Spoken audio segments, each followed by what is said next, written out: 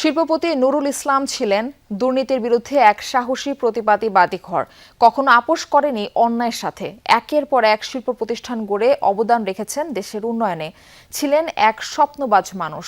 তার ষষ্ঠ মৃত্যুবার্ষিকীতে যমুনা টেলিভিশনে আয়োজিত স্মরণ সভায় দেশ বরেণ্য এ বীর মুক্তিযোদ্ধাকে শ্রদ্ধার সাথে স্মরণ করেন আলোচনায় অংশ নেয়া বক্তারা।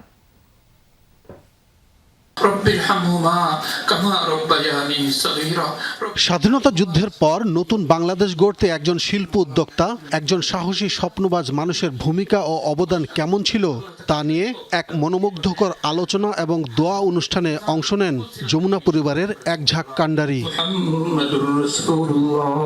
সবাই মানা করছিল যে আপনি অফিস করেন না। করোনার মধ্যে তো অস্থির হয়ে গেছিলেন যে অফিস করার জন্য। পাবেন এরকম মালিক?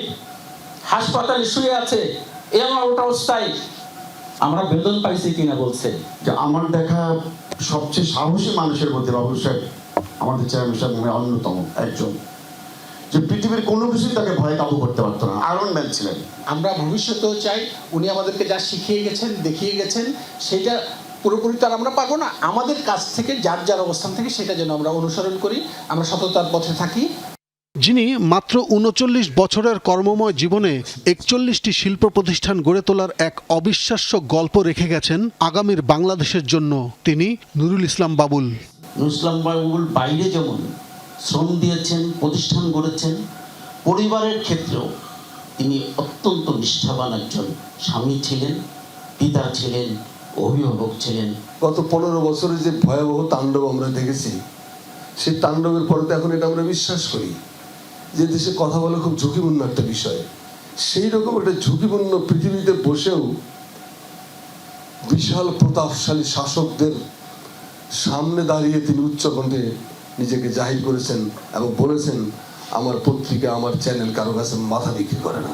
উনি চাইতেন যমুনা টেলিভিশন পৃথিবীতে শীর্ষ টেলিভিশন হিসেবে থাকবে, প্রতিষ্ঠিত হবে। আমরা সেটা ধারণ করেছি এবং এখনো আমরা সেটা ধারণ করে চলি এবং এখনো আমরা আপোষহীনভাবে চলি। রেখে যাওয়া স্বপ্ন বাস্তবায়নে বিশাল এই শিল্প গ্রুপকে এগিয়ে নিয়ে যাওয়ার কঠিন দায়িত্ব পালন করছেন নুরুল ইসলামের সহধর্মিণী। আমি ইন্ডাস্ট্রিয়ালিস্ট আমার হবে, আমি এইভাবে এগিয়ে যেতে চাই। ওনার সবসময় একটা জিদ তার ভিতরে ছিল, তার মেধা ছিল, তার শক্তি ছিল, তার বল ছিল। অন্যের সাহায্যে তিনি ভর করে হাঁটতে শিখে নেই। তিনি তখনই একদিকে ব্যবসা বাণিজ্য আর এদিকে তিনি আমাকে বিয়ে করেন। এর আগে সকালে বনানীতে শিল্পপতি নুরুল ইসলাম বাবুলের কবর জিয়ারত ও দোয়ায় অংশ নেন পরিবারের সদস্যরা। তাকে জান্নাতের মহান সম্মানিত আসনে সমাসীন করেন মাওলা। শ্রদ্ধা নিবেদনের আনুষ্ঠানিকতায় যমুনা টেলিভিশন, দৈনিক যুগান্তর সহ গ্রুপের বিভিন্ন পর্যায়ের কর্মকর্তারাও উপস্থিত ছিলেন।